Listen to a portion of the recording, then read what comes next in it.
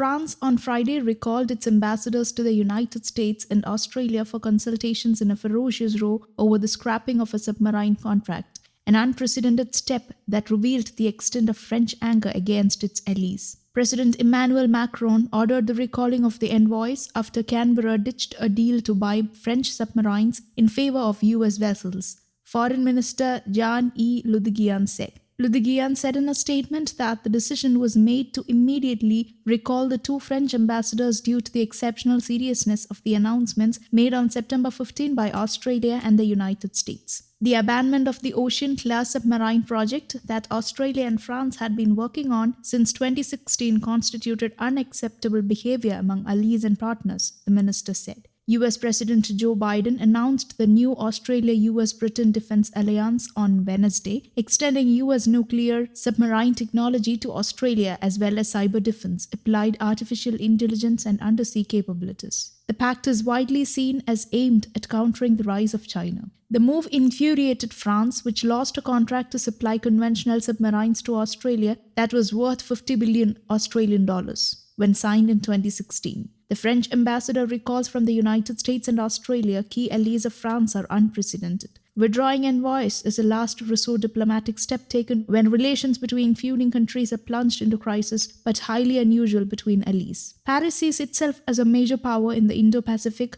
due to overseas territories such as New Caledonia and French Polynesia, which give it a strategic and military foothold unmatched by any other European country. France had made no effort to disguise its fury even before the recalls, and on Thursday, Foreign Minister accused Australia of backstabbing and Washington of Donald Trump-era behaviour over the submarines deal. The row has for now at least put on hold hopes of a post-Trump renaissance in Paris-Washington relations under Biden and his Secretary of State Antony Blinken, a fluent French speaker who was educated in Paris. France's European Affairs Minister Clement Beaune also said Friday that Paris was unable to trust Canberra in ongoing European Union trade deal talks following the decision. France, meanwhile, called off a gala at its ambassador's house in Washington scheduled for Friday. The event was supposed to celebrate the anniversary of a decisive naval battle in the American Revolution in which France played a key role. Australia earlier shrugged off Chinese anger over its decision to acquire the US nuclear-powered submarines while vowing to defend the rule of law in airspace and waters where Beijing has staked hotly contested claims.